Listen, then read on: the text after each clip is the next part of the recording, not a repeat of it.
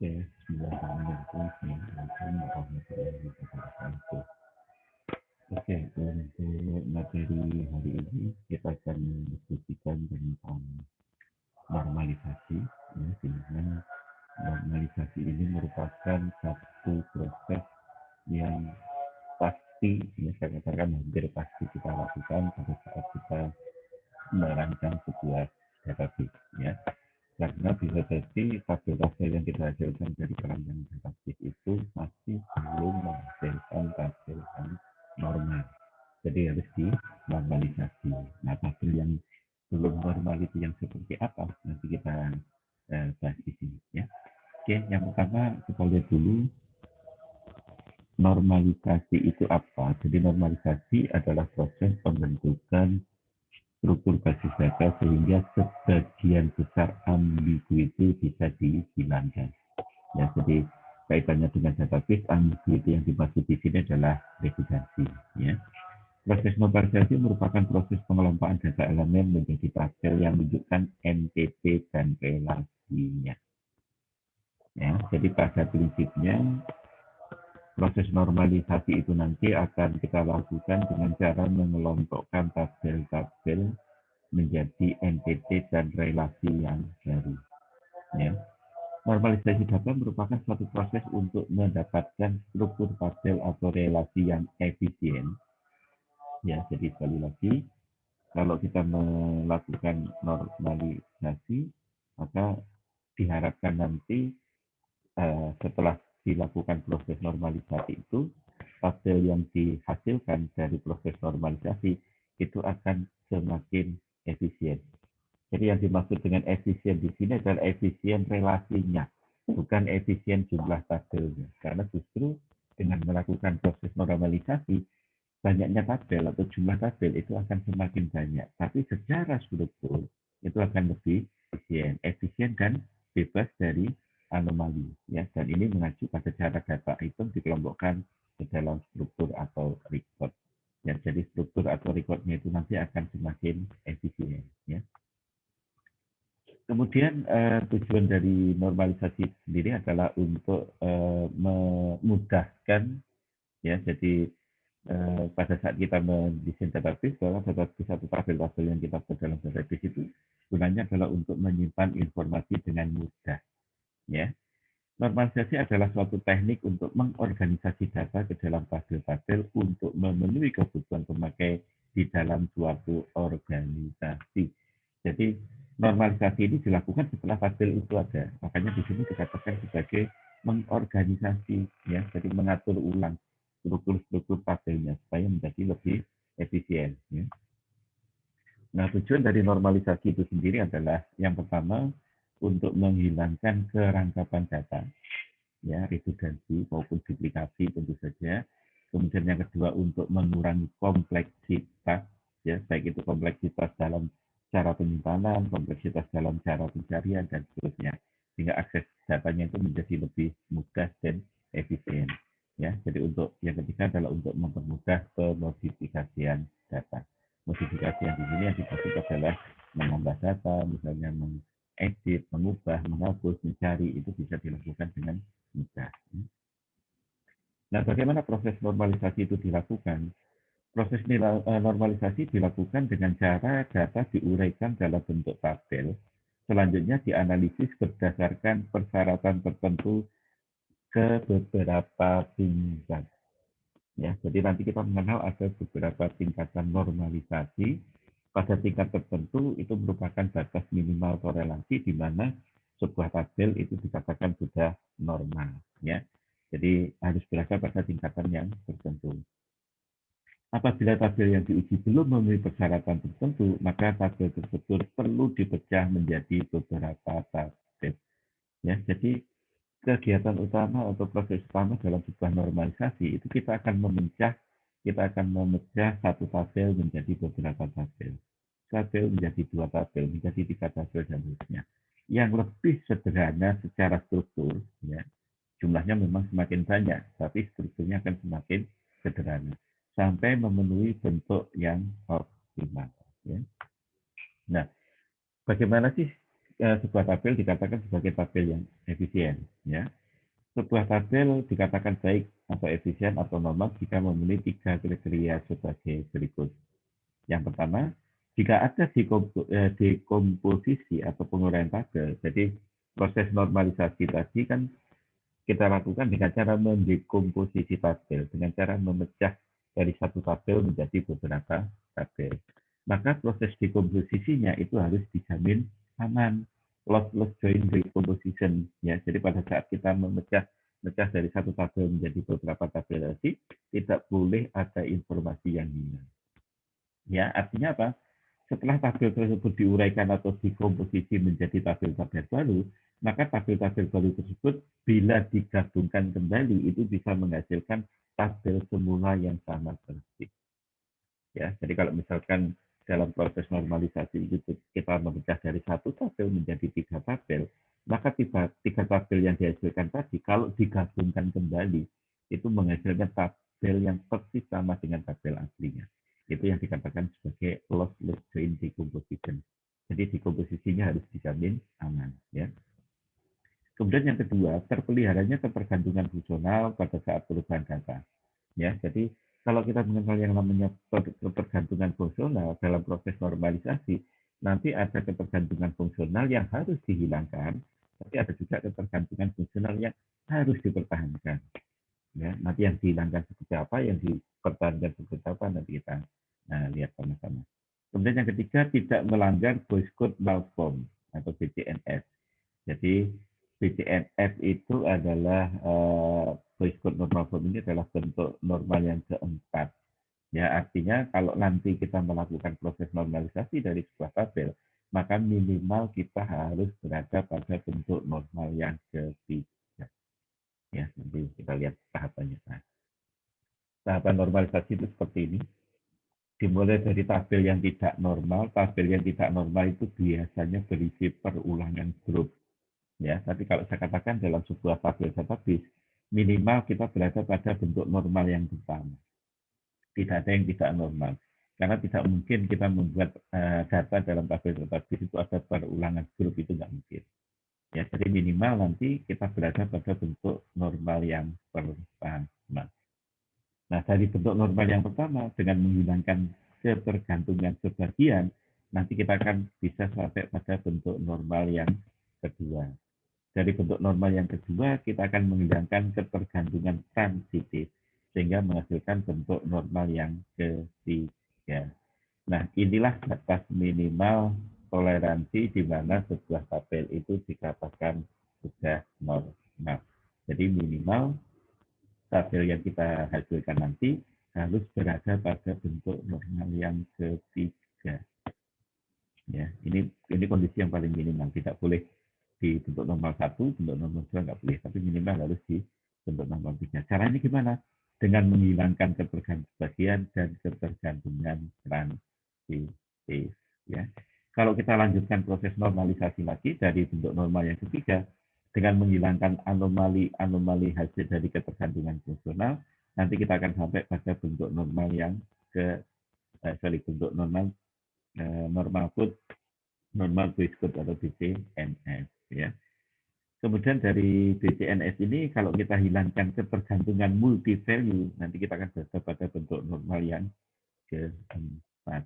Dan yang terakhir, dengan menghilangkan anomali-anomali yang masih tersisa, nanti akan berada pada bentuk yang kelima.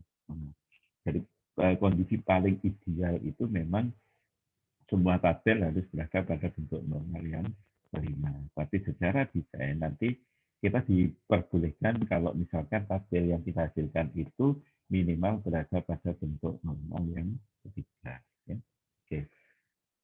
Nah, apa itu ketergantungan fungsional? Jadi beberapa hal ini kemarin sebenarnya mestinya sudah kita bahas yang berkaitan dengan ketergantungan fungsional. Karena ketergantungan fungsional ini menjadi hal pokok yang harus kita pahami pada saat kita melakukan proses normalisasi. Ya. Nah, kita ulangi lagi lah ya. Jadi ketergantungan fungsional itu apa? Definisinya seperti ini. Atribut Y pada relasi R dikatakan tergantung fungsional pada atribut X. Ya, jadi jika X menentukan Y, kita tuliskan seperti ini. Jika dan hanya jika setiap nilai X pada relasi R mempunyai tepat satu nilai Y pada relasi R. Ya, jadi kalau kita tuliskan X menentukan Y, jika X maka Y, ya dikatakan ada ketergantungan fungsional apabila apa? Satu nilai di X ini hanya ada satu nilai di Y.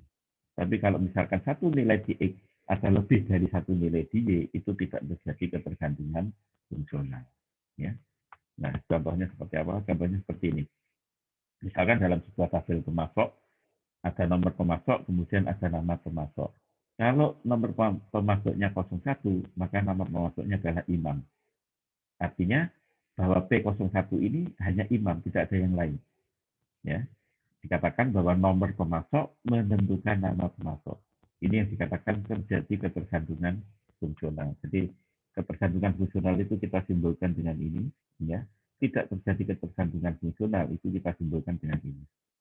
Ya, jadi tanah coret itu tidak terjadi ketergantungan fungsional. Kalau terjadi ketergantungan fungsional, nomor pemasok menentukan nama pemasok. Artinya satu kode pemasok atau satu nomor pemasok itu hanya ada satu nomor pemasok, tidak lebih dari satu. Ya.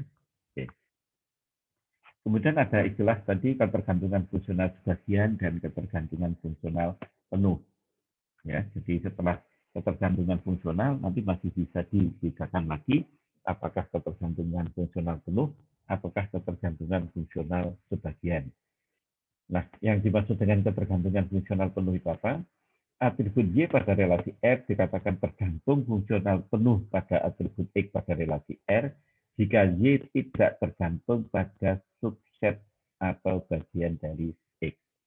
Ya, atau dengan kata lain, suatu atribut Y mempunyai dependensi sepenuhnya terhadap atribut X jika Y mempunyai dependensi terhadap X, tetapi Y tidak mempunyai dependensi terhadap bagian dari X. Ya. Jadi X menentukan Y, jika X maka Y, ya, maka dikatakan terjadi ketergantungan fungsional penuh itu jika X hanya tergantung pada, Y hanya tergantung pada X, tidak tergantung pada bagian dari X. Ya, makanya kalau kita bicara atribut dalam sebuah ketergantungan fungsional, maka atribut X itu lebih dari satu. Dan atribut X itu lebih dari satu, atribut Y-nya yang satu. Ya, kita lihat di contohnya, misalnya seperti ini. Ya, dalam sebuah data pengiriman barang ada nomor pemasok, nama pemasok, nomor barang, kemudian ada jumlah. Ya, oke, kita identifikasi satu persatu. Terjadi ketergantungan fungsional antara nomor pemasok dengan nama pemasok. Jadi satu nomor pemasok itu hanya ada satu nomor pemasok. P01 Bahana, P02 Sinar Mulia, P03 Harapan, tidak ada yang lain. Ya. Kemudian ketergantungan fungsional yang lain, nomor barang dan nomor pemasok menentukan jumlah. Ya, nomor barang dan nomor pemasok menentukan jumlah. Jadi ini ada dua atribut di sini. Nomor barang yang ini ya, nomor barang dan nomor pemasok. Jadi harus digabung. Jika P01 dan B01 jumlahnya adalah 1000, tidak ada jumlah yang lain. Satu, kalau yang di sebelah kiri adalah X-nya, yang di sebelah kanan adalah Y-nya, satu nilai X hanya ada satu nilai Y. X-nya ada dua atributnya, nomor barang dan nomor masuk. Kalau yang ini X-nya atributnya hanya satu, nomor masuk. Ya. Nah, untuk menunjukkan terjadi ketergantungan penuh, maka X-nya itu harus lebih dari dua atribut. Karena kalau Y itu tergantung pada semua atribut dari X, berarti ketergantungan fungsional penuh. Tapi kalau Y juga tergantung pada sebagian dari atribut X, maka itu adalah ketergantungan fungsional sebagian. Ya, kita lihat yang ini. Nomor barang dengan nomor pemasok menentukan jumlah. Jadi kalau P01, B01 jumlahnya 1000, tidak ada yang lain. Ya, P01, B01 jumlahnya 1400. Tapi kalau misalnya hanya nomor barang saja, apakah ini menentukan jumlah? Kita lihat. Misalnya untuk B03. Nah, ternyata di sini jumlahnya ada dua. Ada yang 2000, ada yang 1000. Artinya, Y tidak tergantung pada sebagian dari X. Demikian juga kalau misalkan hanya nomor pemasoknya saja. Kita lihat P01 di sini. Ternyata P01 ada yang 1000, P01 ada yang 1400, P01 ada yang 2000. Jadi Y tidak tergantung pada sebagian dari X. Inilah yang dikatakan sebagai ketergantungan fungsional penuh. Jadi dua-duanya harus terpenuhi, nomor barang dan nomor pemasok, baru itu menentukan jumlah. Tidak boleh salah satu dari ini.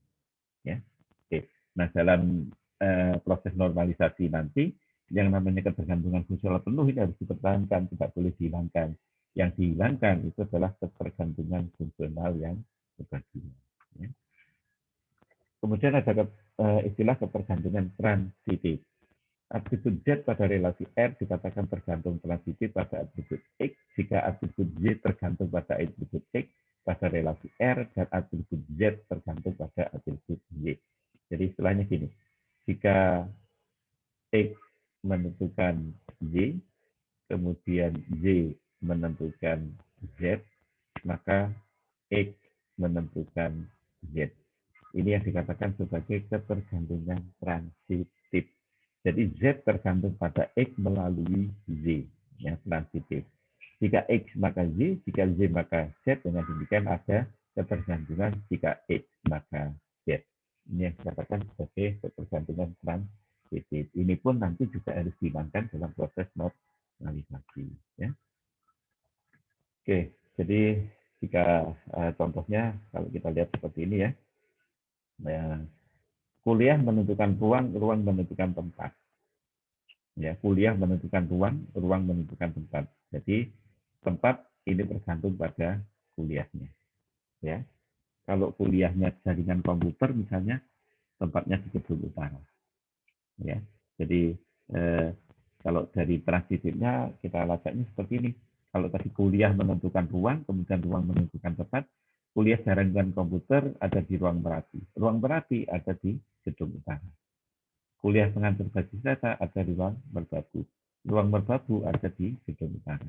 Ya. Jadi kalau ditransitifkan, maka kuliah itu akan menentukan tempat. Jadi kalau kuliahnya jaringan komputer, tempatnya di gedung utara. Kalau kuliahnya matematika 1, tempatnya di gedung selatan dan seterusnya. Contoh lain dependensi transitif ya. ID pelanggan, kemudian ada nama, kemudian ada salesman, kemudian ada area. Jadi transitifnya seperti ini. ID pelanggan, kalau kita katakan ya, ID pelanggan itu akan menentukan sales. Kemudian sales itu akan menentukan area. Jadi transitifnya ID pelanggan menentukan area. Kalau ID-nya 01 atau sesuatu areanya Jateng. Dari mana? Karena dia salesnya Farhan. Farhan ini areanya di Jateng. Jadi jika pelanggannya A001, salesnya adalah Farhan, Farhan itu ada di area Jateng. Jadi untuk pelanggan A001 atas nama Andi ini, areanya itu ada di ya, di plastik ini seperti itu.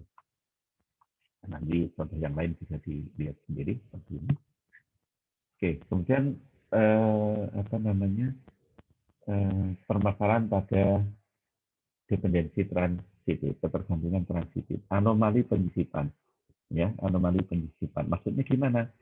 Jadi kalau misalkan ada seorang sales baru yang bertugas di Jateng tidak dapat dimasukkan dalam tabel sampai salesman tersebut mendapatkan seorang pelanggan, ya. Jadi pada saat nanti kita menambahkan data baru, kalau misalkan dalam tabel itu terjadi ketergantungan transitif, maka seorang salesman itu tidak bisa dimasukkan ke dalam tabel sebelum dia mendapatkan pelanggan. Ya, karena transitifnya tadi kan jika pelanggan, salesnya ini, kemudian area-nya. Ya. Demikian juga kalau misalkan pada saat kita menghapus, ya contohnya kalau misalkan pelanggan A02 ini dihapus, informasi bahwa dia menangani daerah Jabar juga ikut hilang. Jadi kalau Anda menghapus yang nomor 02 ini misalnya ya, nah, 02 ini salesnya adalah Dian ini misalnya keluar ya dari perusahaan, harus kita hapus datanya, maka akibatnya apa? Nanti data pelanggannya juga terhapus. Ya, seperti yang namanya transaksi itu kan harus keluar dan meskipun salesnya sudah keluar. Ya, kalau mungkin misalkan ada tagihan yang tetap harus ditagihkan. Ya. Demikian juga akan terjadi anomali pada saat kita mengupdate ya peremajaan. Jika katakanlah Farhan mendapat penugasan baru untuk menangani daerah Kalimantan, maka sejumlah dalih harus diremajakan agar data tetap konsisten. Ya. Jadi misalkan varkan yang semula di Jateng, ya kemudian pindah ke mana tadi misalnya daerah Kalimantan, ya akibatnya apa? Maka pelanggan-pelanggan yang tadi sebenarnya masuk area Jateng itu akan berpindah ke area Kalimantan. Nah, ini kan sesuatu yang tidak sesuai, ya. Makanya nanti dalam proses normalisasi dependensi transitif itu harus dihilangkan karena akan menyebabkan anomali seperti ini, ya, penyimpangan seperti ini, ya. Oke, tahap normalisasi dimulai dari tahap paling ringan, dari bentuk normal yang pertama, first normal form, hingga paling ketat atau five normal form. Biasanya hanya sampai pada tingkat 3 normal form atau BCNF karena sudah cukup memadai untuk menghasilkan tabel-tabel yang berkualitas baik. Ya. Jadi minimal kalau nanti kita melakukan proses normalisasi, itu harus berada pada bentuk normal yang ketiga atau bentuk normal BCNF. Ya. Disebut normal form atau bentuk normal yang ketiga. Jika kriteria ketiga BCNF tidak dapat terpenuhi, maka paling tidak tabel tersebut tidak melanggar bentuk normal yang ketiga. Jadi mestinya harusnya sampai BCNF, tapi kalau misalkan tidak bisa, sampai dengan bentuk normal yang ketiga pun tidak apa-apa. Karena ini sudah dikategorikan sebagai tabel yang normal. Oke, ini contohnya misalnya ya, bagaimana proses normalisasi itu dilakukan dalam sebuah tabel. Ya, dimulai dari tabel semacam ini ya, yang kalau Anda lihat ini adalah tabel yang pasti tidak normal, ya akan terjadi banyak perulangan data, ya, regresasi dan seterusnya. Kemudian nanti harus dilakukan proses normalisasi sehingga menghasilkan tabel yang normal. Ya. Contohnya misalkan ya, kalau tadi dikatakan misalnya kenapa ini dikatakan tidak normal karena kalau kita lihat di yang pertama tadi, ya kalau dikatakan normal itu kan mestinya berada pada bentuk minimal normal yang ketiga, ya. Jadi dikatakan tidak normal itu kemungkinannya ada dua, karena di situ terdapat ketergantungan sebagian atau di situ terdapat ketergantungan transitif, ya. Karena dua-duanya ini harus dihilangkan supaya tabelnya menjadi normal. Oke, kita kembali ke tabelnya, kita lihat, ya yang transitif saja misalnya, apakah di sini terjadi ketergantungan transitif? Kita lihat, ya. Jadi misalkan NRT, kemudian nama, kemudian alat misalnya, ya. Maka jika NRT menentukan nama, nama menentukan alamat. Sebenarnya cukup dengan NRT saja sudah pasti akan menentukan alamat. Jadi di sini terdapat apa? Ketergantungan transitif. Ya, ini juga misalnya, ya. Kalau kode mata kuliahnya SP, nama mata kuliahnya software perkantoran, nama dosennya adalah Imam Kuswardayan misalnya. Cukup dari kode mata kuliahnya saja kita tahu siapa dosennya. Ya, makanya di sini juga terjadi ketergantungan transitif yang nanti harus dihilangkan. Ya. Oke, tadi ini bentuk normal mulai dari bentuk normal yang pertama sampai yang kelima. Bentuk normal yang pertama itu terpenuhi jika sebuah tabel tidak memiliki atribut bernilai banyak atau multi value atribut, atribut komposit atau kombinasi dalam domain data yang sama. Ya, jadi sebuah tabel dikatakan normal sama itu juga jika tidak ada multi value atribut, tidak ada komposit atribut. Setiap atribut dalam tabel tersebut harus bernilai atomik, tidak dapat dibagi lagi, jadi tidak multi value. Ya, contohnya misalkan ini. Kalau kita lihat di data mahasiswa ini, maka di sini terjadi yang dikatakan sebagai multi value atribut. Ya, jadi atribut hobi isinya bisa 1, 2, 3. Sepak bola, membaca, komik, berenang. Ini multi value atribut. Atau misalnya, ya, kondisi tabelnya adalah seperti ini. Jadi ada pengulangan grup di sini. Ya, ini kan hobinya membaca, komik, berenang, ya, kemudian memasak, dan ini ada yang ya. Ini dikatakan sebagai tabel yang tidak memenuhi bentuk normal yang pertama. Nah, kemudian harus dipecah supaya menjadi normal. Caranya gimana? Ya, dari satu tabel ini akan menjadi dua tabel. Ya, namanya tabel adalah tabel mahasiswa dan tabel hobi. Nama tabel mahasiswa tadi kan ada NRP, ada nama, ada hobi. Menjadi dua tabel, tabel mahasiswa ada NRP, ada nama, tabel hobi, ada NRP, ada hobi. Nah, kenapa NRP di sini kok ikut? Nah, NRP yang ada di sini, ini yang kita pakai sebagai penghubung ke tabel mahasiswa. Jadi supaya kita tidak kehilangan informasi. Contohnya misalkan gini, kalau kita ingin tahu apa sih hobinya mahasiswa Heri Susani, kita lihat dari NBI-nya. NBI-nya adalah 01. Kemudian kita cari di tabel hobi, yang NBI-nya adalah 01. Ketemu 3 rekod ini.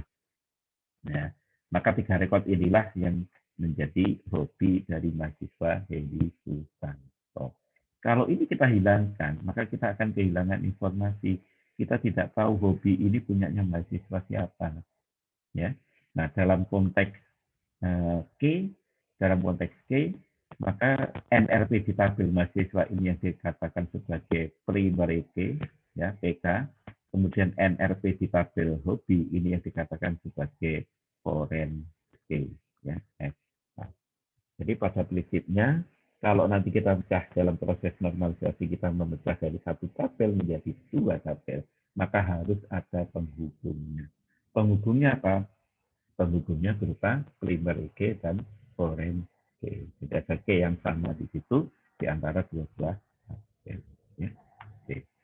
Contoh yang kedua ini yang komposit. Kompositnya di mana? Kompositnya itu ada di jadwal ini. Ya, kompositnya itu ada di jadwal ini. Jadwal itu kan biasanya ada hari, ada jam gitu ya. Nah, nanti kita akan pecah ya menjadi jadwal ini menjadi jadwal lagi dan jadwal jam. Jika asumsi hari dan jam memegang peranan penting dalam sistem basis data, maka atribut jadwal perlu dipisah sehingga menjadi jadwal hari dan jadwal jam. Jadi harinya apa, kemudian jamnya. Bentuk normal yang kedua. Bentuk normal yang kedua terpenuhi dalam sebuah tabel jika telah memenuhi bentuk normal yang pertama. Dan semua atribut selain memiliki harus memiliki ketergantungan fungsional pada primary key. Jadi pada bentuk normal yang kedua ini semua atribut yang bukan primary key itu tergantung sepenuhnya pada primary key. Sebuah tabel tidak memenuhi bentuk normal yang kedua jika ada atribut yang ketergantungannya hanya bersifat parsial saja. Ya, jadi hanya tergantung pada sebagian dari primary key.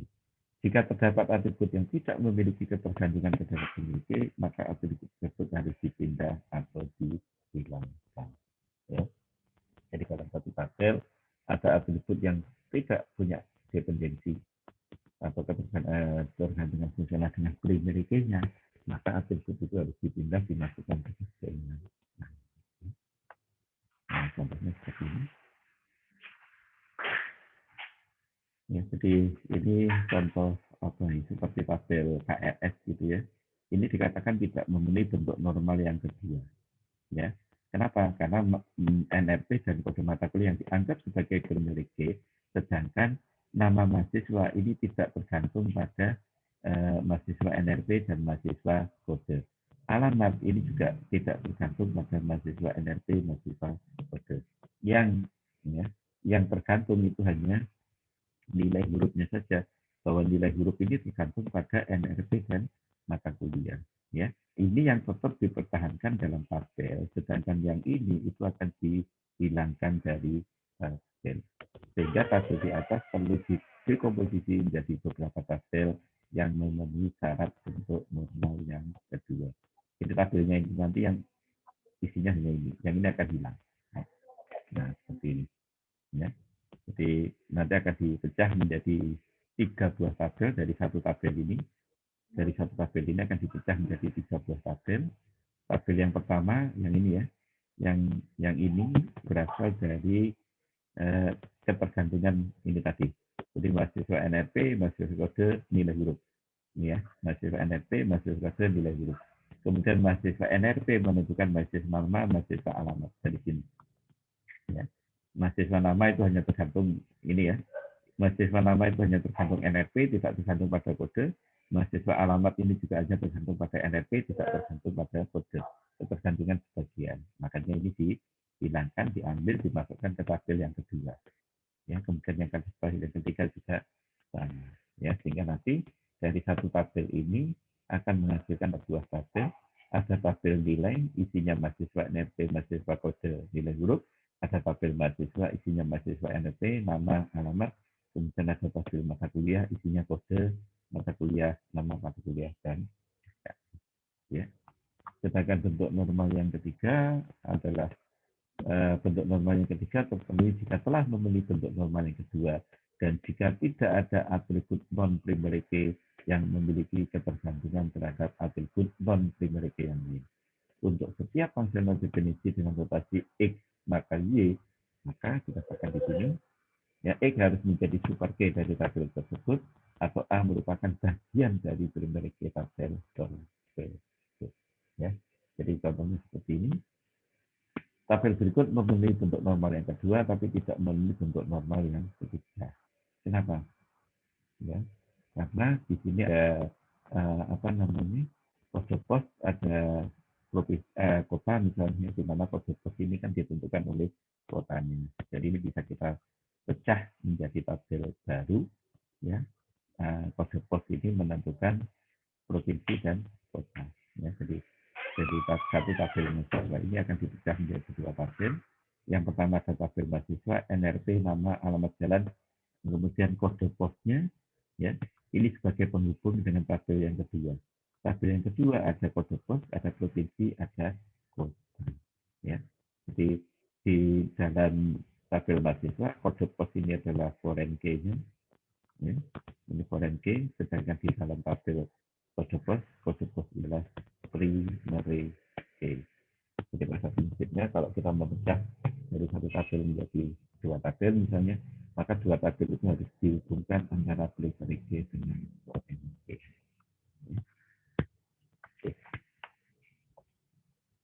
Oke, mungkin untuk materi hari ini ya kita cukupkan sampai sekian, nanti kita lanjutkan lagi pada bentuk normal yang lain ya, karena minimal nanti kalau Anda melakukan normalisasi minimal harus berada pada bentuk normal yang ketiga. Jadi setelah ini nanti akan kita berikan contoh kasus bagaimana melakukan proses normalisasi dari tabel-tabel yang